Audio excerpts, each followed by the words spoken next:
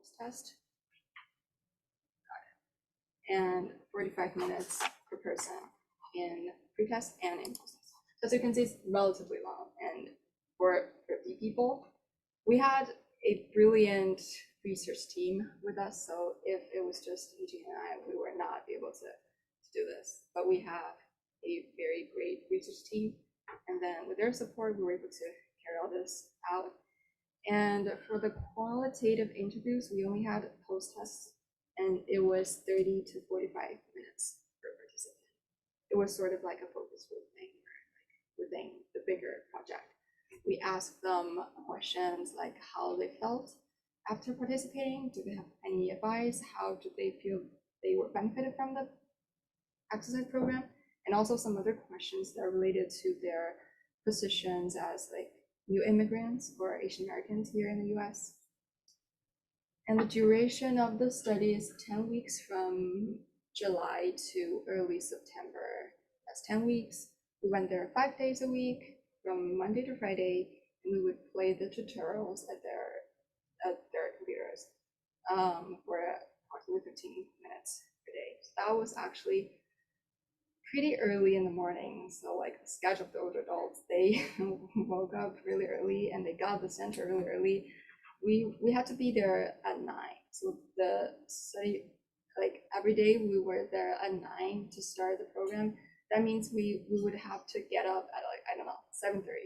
So again, many thanks to our team members. And that's during the summer. So like we could have been some other places playing around with other bunch of stuff, but we were getting up at 7:30 to go to the senior care center. So again, many thanks. This picture sounds really interesting. Could you describe what were you? Oh, okay. This is me, and this is the research coordinator at the senior care center, who is also a participant, but she knows a lot of people. So she was basically assigned as the local coordinator at the center. And we actually have this like list of names for our participants. So every day we go there, we would like basically ask how many people are there, like just to ask their names, and then to make sure that they're here and their participation's noted. So it's also a way to like encourage people to join our program, because if nobody cared if they were here, then they would just not be participating. This is like a confirmation thing. Okay, I will get to the interviewees. We had 4 interviewees. These are the 4 people. I included their last names here. That's because first, their first names in Mandarin are just so difficult to pronounce and so difficult to remember, and will just make this whole presentation hard to go anywhere. And second, although I do have their consent to be included in the presentation, I do feel that I wish to have like a little level of confidentiality with the participants. And as you know, the Chinese last names are like, they're not unique. Like there could be 100,000 people with the same last name. And luckily we have 4 different last names here. So that's actually good. We have Ms. Gao, who is 81 and who was a primary school Chinese teacher before retirement. We have Ms. Chen, who is 77, who is a business person. We have Ms. Lei, who is 76 and who is a worker. And finally, we have Mr. Zhou, who is 79, and he used to be a technician. Okay, again. What were their occupations in the US or in China? In China, like back in China. They were, I think most of them were, they have already retired.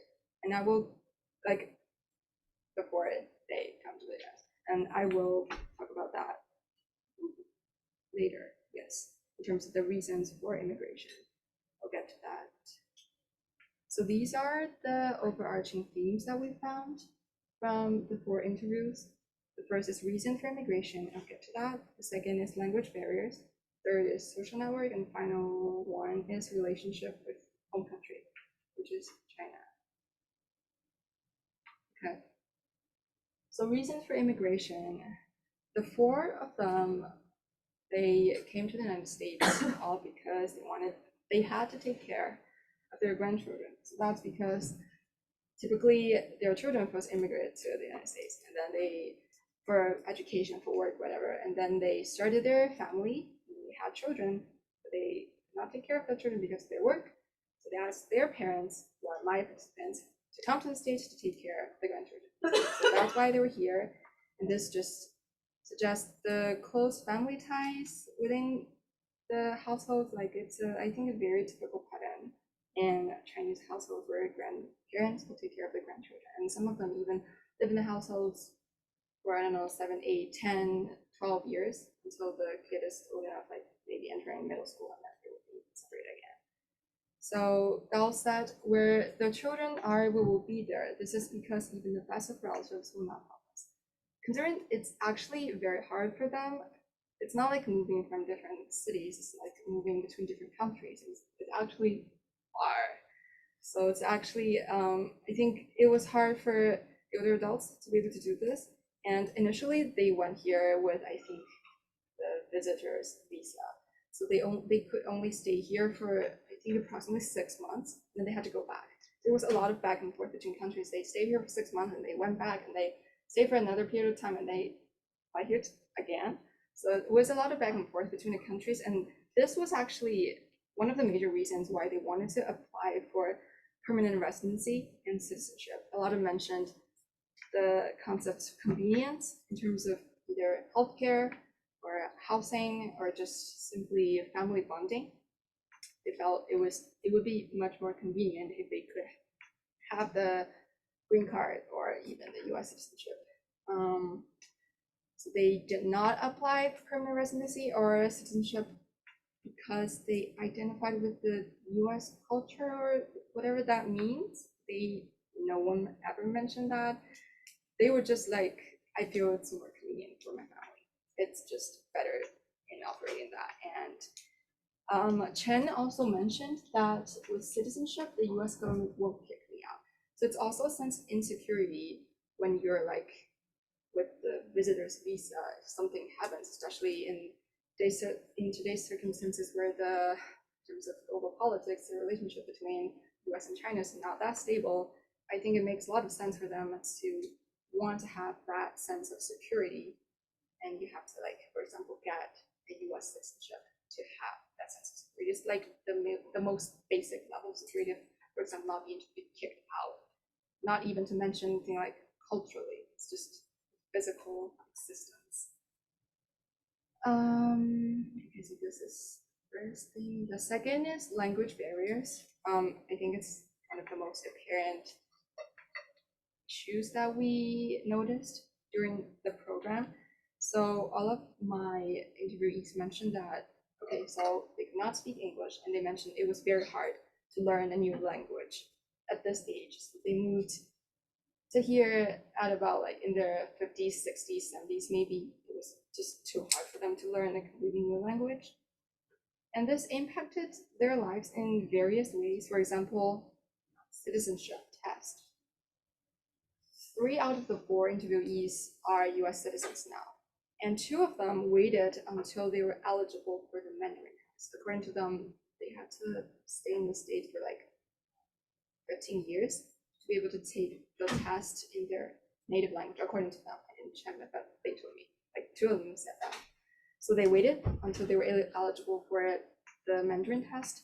And then this other person, Gal, actually took the English version. This is because she was a primary school Chinese teacher back in China before her retirement. And thus she used Pinyin as a way of rote learning. So Pinyin, as you can see here, is the official romanization system for the Mandarin Chinese characters. So it has like Latin alphabets. It's actually used for primary school kids to help them learn to read, because as you can see, like the Chinese characters are like so complex, and there's a lot of them. You can't expect a 7-year-old to remember every single character that they would encounter in reading. So they would use this system to facilitate reading. And because Gao was a Chinese teacher, she was very familiar with the system. So she actually So first she marked out English pronunciation of the words using pinyin. This is the first step. And second, she also needed to know the Chinese meaning of each sentence. And then third, she had to like correspond the three things together, like Chinese and pinyin and English. It was hard for her. She said that she studied for almost 1 year for the test, but she felt proud of it because she nailed it and she took the English version of the test. And yeah, she mentioned to us several times about this, and this is indeed one of the most important things, I think, in her life here in the States, and she's proud of that. That's about the citizenship test. Another part is just a lot of things in their daily lives. For example, driving, they were not able to drive because they could not understand the signs on the road, what are they saying, and then also for their age, it's a bit too hard for them to use the navigation system on their cell phones. That's a problem. And also grocery shopping options were limited. Most of them just go to grocery stores in the Chinatown because on the tags of the products they would have Chinese. If they were to go to, I don't know, Trader Joe's, they would not be able to understand what the tags are talking about or the instructions of the products. So that's another problem. And also working. So Lei mentioned that initially my daughter wanted to find a job for me, but I don't speak English, so I didn't want to bother her too much. Well, technically, you can find jobs that don't require English, and you can just use your Mandarin skills to do that, but still, that's like a huge limitation. And also, she didn't want to like put such a big burden on her daughter. So she felt a bit regretful and felt it was a pity, but that's how things went. And finally, limited social network, that's obvious because you could only communicate with people who also speak Mandarin, and that's basically their family members, their friends in the Chinatown, and some of their neighbors in the senior apartments. But some of the other neighbors in the apartments are not Chinese. They do not know how to speak Mandarin. And these my participants do not know how to speak English. So whenever they meet with each other, they would just smile and say hi, and that's just the furthest, like the max that they could do. So they kind of felt it was a pity, but that's not being able to really connect to your neighbors. It's another issue. Okay, so get to a bit more into the social network piece. So for like the two major components of their social network, first is their family. Gal said that my children and I don't see each other very often. We're relatively independent. We only get together for the holidays. Lei said my children only visit me during some weekend, and Joe said occasionally our children take us out to play, but we don't go out on our own initiative. This suggests that although these older adults, they were here in the United States because of their children. However, when they're here now, like they have to figure out how to live their lives to the fullest on their own. So they can't like necessarily depend on their children anymore because everyone has their work to do. So this is something that they have to figure out. And they don't wish to put like a huge burden on their children, apparently. And the second component is about the Chinese community. This is something that actually surprised me a little bit, because initially I would assume that, like it's a really close community environment in Chinatown, the senior care center, everybody would be good friends, but that's surprisingly not the case. So Gao said that in the senior apartment also, so this is about the apartment, we take care of ourselves. Each of us has our own life. And Chen said, in the senior center, people are usually on their own. And they said some of my friends who love to sing and dance wanted to invite me to join them, but I couldn't participate because of my bad joints and backs. This suggests that how one's health condition could impact their capability of engaging in different activities in their social network. So like, as you can see, this is not like a community where like it's as close as I thought, but if I think about it for a second, it sort of makes sense because like in order to form a really close relationship with another person, you sort of have to have like a shared interest or shared activity to do together. Some of the older adults there, for example, they play card games, they play mahjong. But you can't have 20 people playing the same card games together at the same time. You really can't. It's like maximum 4 or 5 people. If you're talking to another person, it's basically just 2 or 3 people talking together, and that's it. So for these activities, it's really hard for them to, get to know many more new people. And if the group's already formed, it's very hard to break them to know new people from other groups. So that's one of the issues that they mentioned to me. And there are definitely other types of activities where more people would be able to engage in, for example, exercises or singing or dancing. Well, dancing requires a bit more skills, not necessarily dancing or singing yet. So it depends on the activity itself. And finally, their relationship with home country, which is China. Some of them mentioned worries about politics. For example, Gao said, I wish China well and America well, but I don't have the power to influence either. It is the working people who suffer the most. This quote, I didn't include it here for some reason, but this quote is actually directly pointing to the president of China. So he's the figure that's increasingly getting more and more controversy even in China. I'm not even talking about the United States here, but like even in China, there's more and more controversies over him.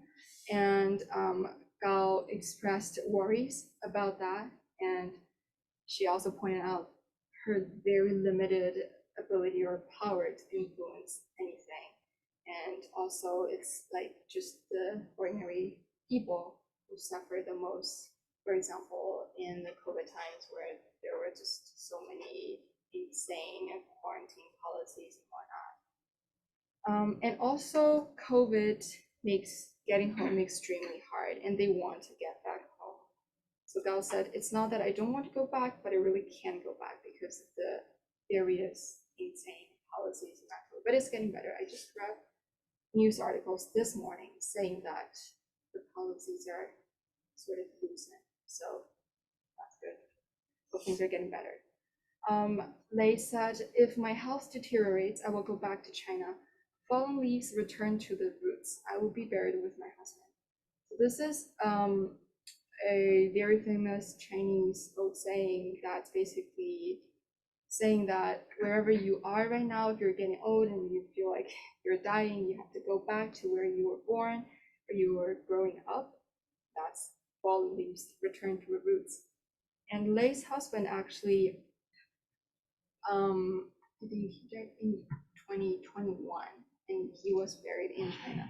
So she really wants to go back to China and be with her husband. So she is the only person that's still a permanent resident within the four people. She is technically still Chinese in terms of nationality. Again, COVID makes everything extremely hard. And also, I mean, at their age, you have to figure out, like, in terms of plans, you have to figure out in advance, like, all the tests and the plane tickets, whatever, and the quarantine policies in China.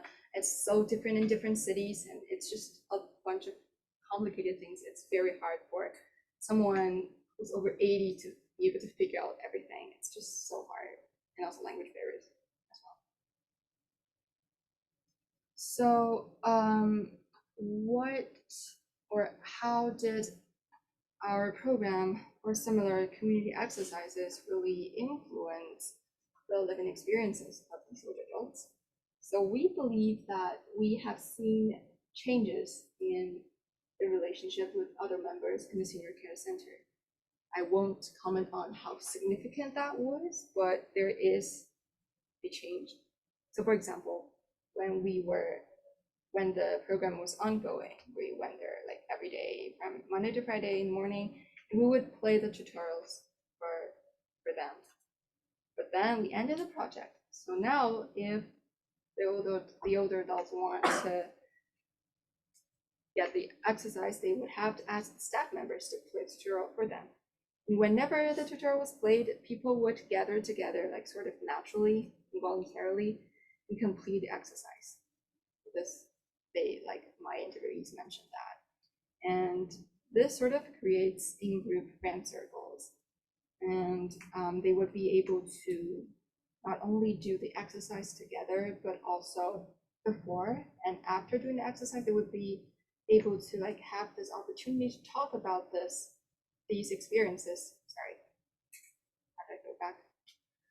How do I go back? Here. To talk about these experiences, like for example, how to do better certain movements, and in what ways have their health improved. So this is like a shared topic or shared interest. That's like one of the basic steps to form friendships. And also some of them even invited family members to practice with them. So for example, Lei mentioned that she actually taught her daughters to do this exercise, and they would do this together. And some of them even send the tutorials back to China. Joe mentioned that.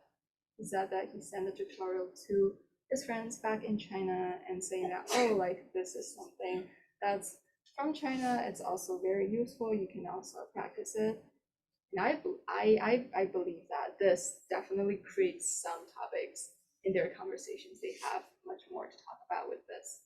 And this is a benefit.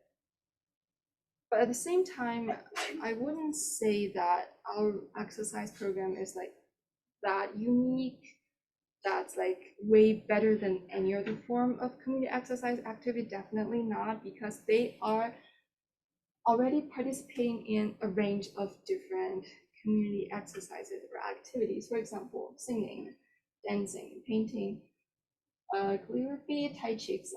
So for example, this is their performance in, I think, traditional Chinese dance. And this person she's very good at painting. So in the painting sessions, she would teach other members of the center to paint. Very good painting skills. I have no idea how I'm very brilliant at painting skills. So yeah, that's why I don't think our program was that unique, that without it everyone would just not be able to survive. Definitely not. But I feel like it's more like these community exercises or activities, they collectively strengthen the distinct cultural identity of these groups of people. So it's not like without this certain one thing they wouldn't be able to survive, but without everything, if they do not have the opportunity to do any of these community activities together, that would be really, I don't know, I think harmful to their either physical or mental health. That's a lot of stuff there.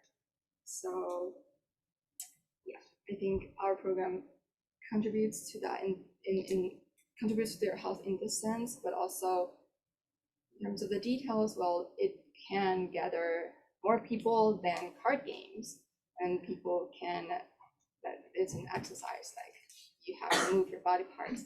So in terms of physical health, it has more direct benefits than some of the other forms of activities like singing. And also it doesn't require that level of high skills in terms of painting or calligraphy. You can just, anyone can join. That's basically it. And finally, I'm gonna talk about the next steps or direction, future endeavor. We were thinking about long-term data collection. For example, the second wave data. We're actually talking about this with our mentor. Maybe it will happen 6 months, maybe it will not. It depends on the resources and manpower that we have. So it's ongoing discussion. We're not sure about that. And also potentially we could extend study population. So for example, the general Chinese American adult population who are not older adults. Yuti and I actually went to one of the community centers in northeastern Philly, and we went there. We volunteered there. We also advertised this form of exercise. And happily, a lot of people were actually willing to join. I think around, I don't know, 60, 70 people were actually willing to join and to participate. But again, it's a matter of, do we have enough resources and time and energy to do this? Like during the semester, it's really hard, but probably in the break, it would be possible to organize that. So they are like ranging from 18 to 55 or 65. So like those populations could also potentially be benefited. And finally, the continuous collaboration with the Senior Care Center. So we are actually volunteering there, and we could potentially, for example, with their consent, some of the team members could go there like weekly, for example, on weekends, to talk with the older adults there because they like us. And I remember most of the names of our participants. I remember like 50, 60 names. I know their names, and they're actually surprised that I know their names, and they were happy about it, and I'm happy about it as well. So they don't know my name, but I also had, so they're able to identify me. Yeah, that's right. And for example, this is an event, I think it happened in Franklin Park in Center City, right?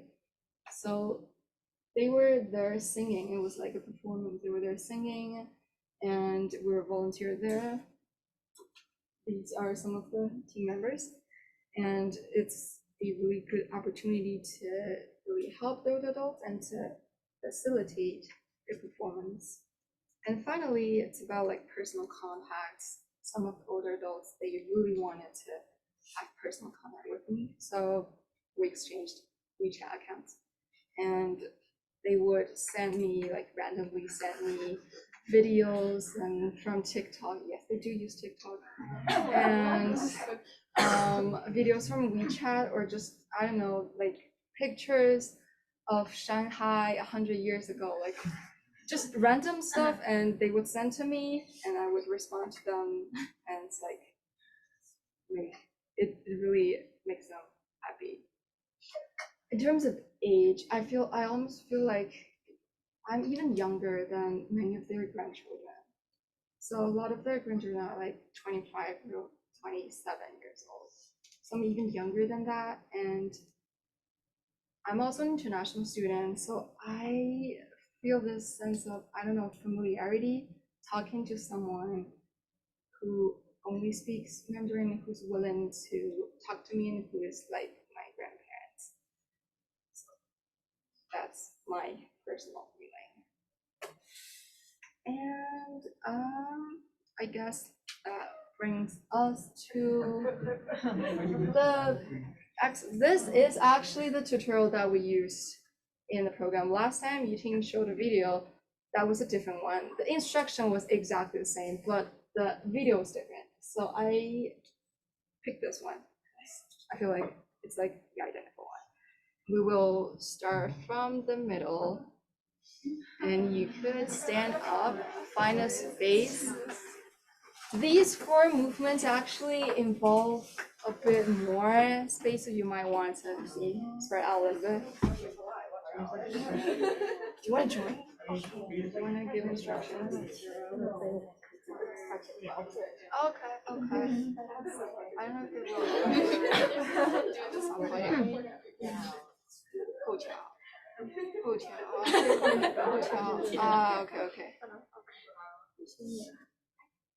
Let's see. 头摆尾，去心火。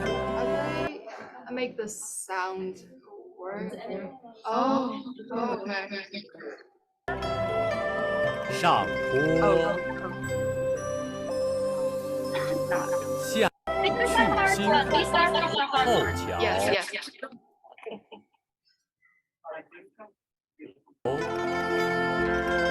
摇头摆尾，去心火。上坡，下按，右倾，左旋，摇头摆尾。左倾 It's actually not easy. 右 You guys actually 旋， nailed it. I'm so impressed. 摇头，摆尾，右倾，左旋，摇头，摆尾，左倾，右旋，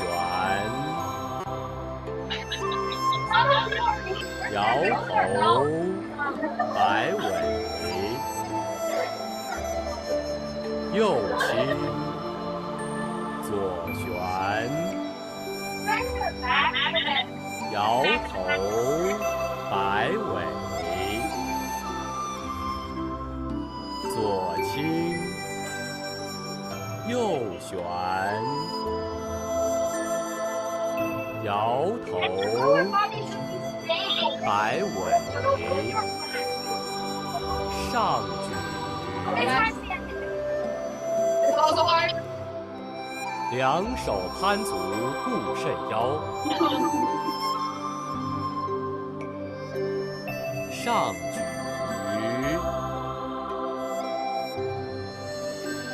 下按，反穿，磨玉，攀足，上举。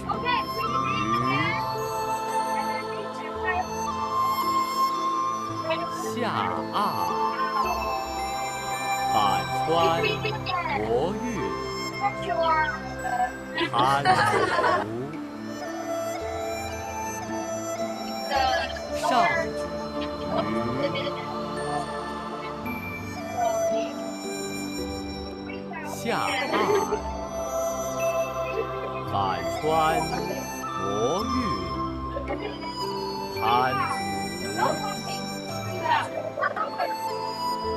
上举，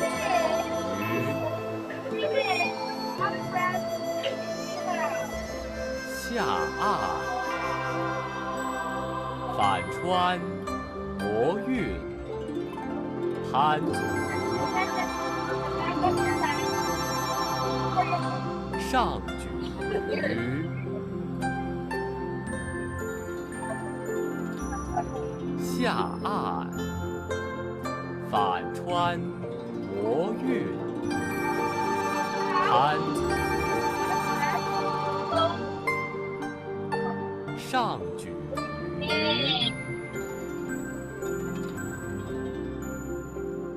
下按，反穿，磨玉，攀足，上举。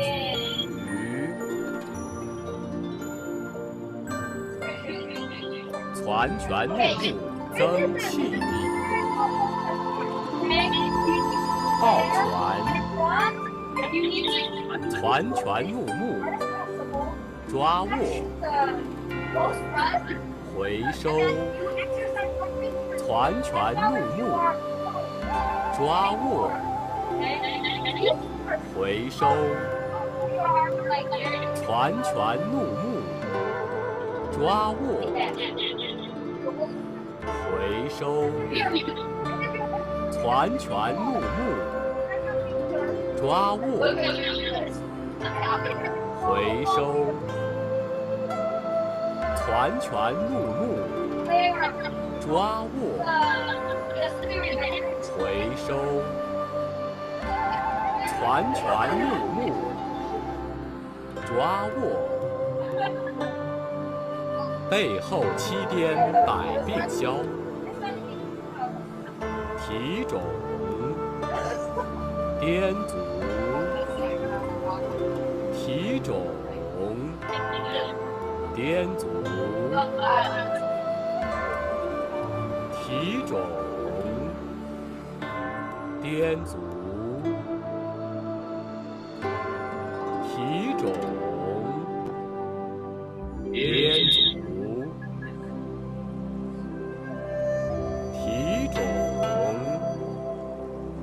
颠足，提踵，编组，体种，收视。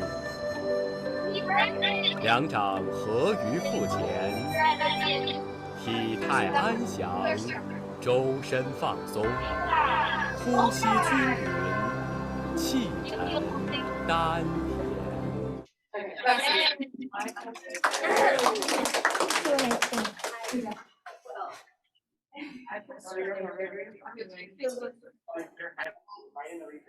Stop.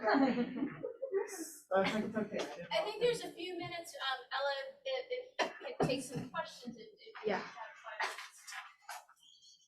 I know you had a question. So it strikes me as strange that there's not an internal cohesive culture in the senior center because they're around the same age, they speak the same language. So why do you think that there's not a cohesive culture? So for one thing, the age is not that similar. It's ranging from 65-ish to over 90.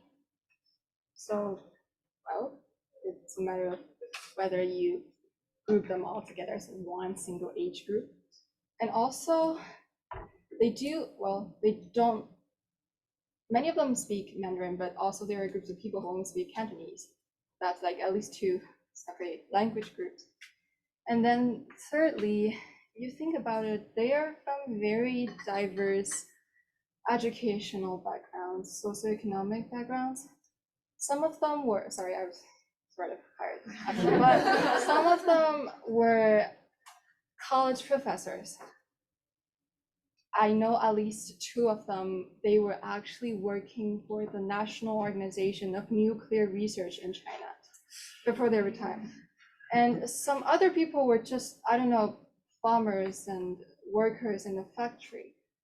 So it's actually a very diverse group of people, and I feel like it makes sense for some of them to feel it's hard to connect to different people with other groups. I mean, it doesn't mean that you speak the same language and then you're naturally just automatically become friends. So I feel like, yes, it's a diverse group. So I wouldn't be too surprised that it's not like a single, coherent, homogeneous group, because it's not. I would just add too, Ella, I imagine that some of the seniors have come at different points, right? So it's a different experience if you came in 1995 versus 2005 or 2019. And they don't all live nearby, right? So they're coming from different places. Yeah, they don't. So some of them were even moving from different cities in the United States. So Philly is not like the first city that they live in. And they don't live in the same apartments. Some of them live in Chinatown. Some of them live in apartments at 39th Street, and some of them live in 69th Street. So it's across the city. And they have shuttle buses to take them to the senior care center, but still different housing experience. Just following on these 2 questions. So we, in your observation, we see that many of these older adults, they are very dependent on their families, and they're kind of isolated situation. For example, they're very dependent on their direct kinship, their daughters, and one of the respondents said that, oh, even the best relatives can't help. I can only rely on my children. And because of the language barriers as well as their diversities in their social backgrounds, so you said a lot of them, they're actually minding their own business and they're doing their own individualistic behaviors. And so I wonder, in this kind of a dire situation that they're facing, how does self-determination kicks in? And then in their self-determination, how do you think our Badaanjing program helps with that process? So I feel like for these people particularly, they do not come to the United States purely because of their own wishes. Of course, they had agency in that, but it's not like me. I came here for my own education purposes. But for them, it was because of requests and wishes of their family members. So it's not like I feel like it's not like 100% their own agency, but now they're living here in the States, they have to figure out on their own how to live their lives, how to have a better living experiences. And I think this is when self-determination kicks in. For example, if they want to improve their physical and mental health, what strategies do they have, or what opportunities do they have? Can we offer them a different range of opportunities for them to choose from? And so I think the example of them asking the staff members in the senior care center to play the attention tutorial was really a good example. I feel like before that, there were just tutorials, they were played on the TVs, and some random people would do that, and just randomly some other people were just doing everything else. And it's not like a cohesive exercise program. For now, like whenever the tutorials played, it would actually attract a lot of people to do the same exercise together. And I feel like this is a demonstration of self-determination, where people really determine how to better improve their health. And yeah, I think this is where our project links to self-determination in terms of determining your health and to live your lives to the fullest, and to look into the future.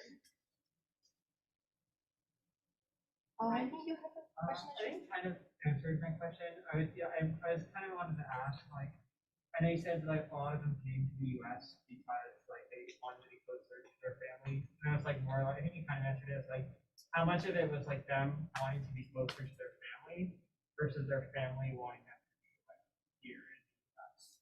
That like the difference, yeah, factors that give it a sense. I think it's mutual. I think that their children definitely want the support from their parents, and these parents definitely want to support their children.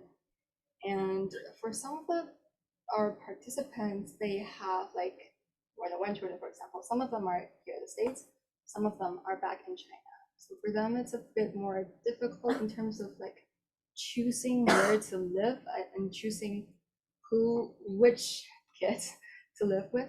And for others, all of their children here in the States.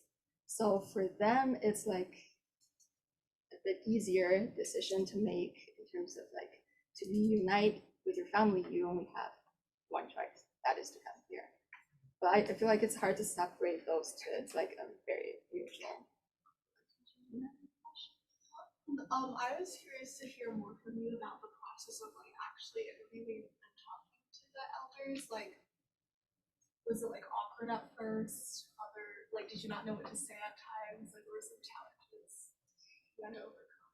Yeah, definitely. So in terms of interviews, I didn't encounter many issues because they happened post-test. So I've been there for more than 2 months. Early established relatively good relationships with people there. But initially, yes, like for the pre-test, it was hard. And especially for the questionnaires, it was long. It has so many questions because we included so many instruments. And we had to, for example, ask some of the older adults the questions because they had difficulty seeing like the questions themselves. We had to ask them, and they were just rambling around, like talking about their own life stories, and for like 15 minutes and without answering my questions. We had to figure out a way to listen to their stories, yes, but also to bring them back to the questions. This actually requires a lot of strategy and trial and error and practices, a lot of them. And luckily we did that. So I think, and for the interviews themselves, is more like just asking their experiences, and it's really listening to their own voices and how they would portray their lives and their experiences participating in this program. And this is much better than the questionnaire experiences. I feel like for the interviews, it gives us like more flexibility. So like just listening to them, it's much better than the questionnaires where we had like we had to ask like these questions within 45 minutes, otherwise we wouldn't be able to finish all of them. Another question.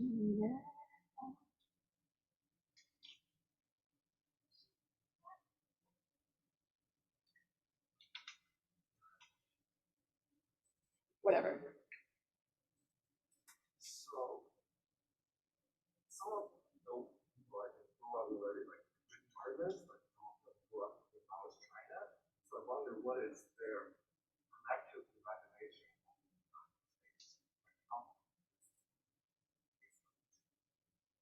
How do they perceive the? Or are they relatively isolated? I don't think many of them mentioned their perception of the US culture per se. I think language barrier is definitely one thing. Some of them might have the perception that's similar to those who are still living in China. So like the fact that they're here in the States doesn't necessarily change much, because, so for one thing, it's the language barrier. And the second, if someone who, for example, hates being here, they would not come here in the first place. So those people are actually, like our participants are actually sort of have a kind attitude to both China and the United States. It's like sort of the typical response that we would have. And one of the quotes that I showed, Gao said that she wished both China and the United States to be well, because she has no interest in like whatever gold politics and different the countries beating other countries. No, definitely not. It's like she wishes both countries to be well, but it's hard for a single individual to really do something about it.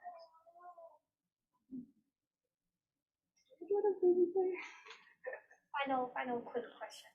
Do you think our program that kind of increased their cultural awareness and identification contributed to the further closeness to the community, or do you think that's actually a way out for them to be integrated into other communities in the United States?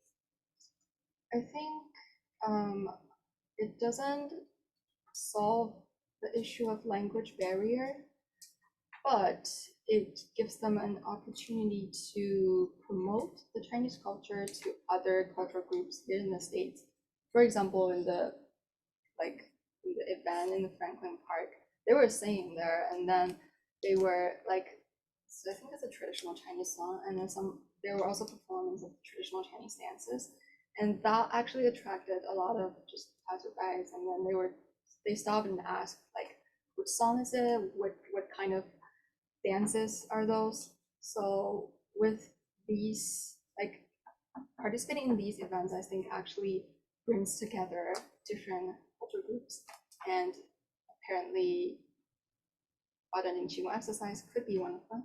And actually, this is something that I know, 4 or 5 years ago, our mentor, who is a professor at nursing, she collaborated with a Qigong master from Taiwan, and that master actually came to UPenn, and they had this Qigong exercise event happening in nursing, where a lot of faculty members and just students, undergrad, PhD students were also there.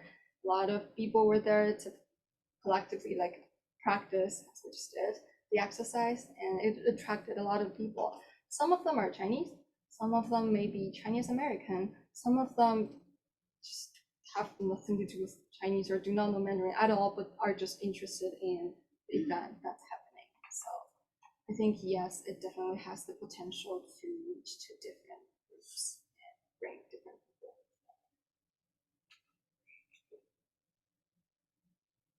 Well, thank you so much.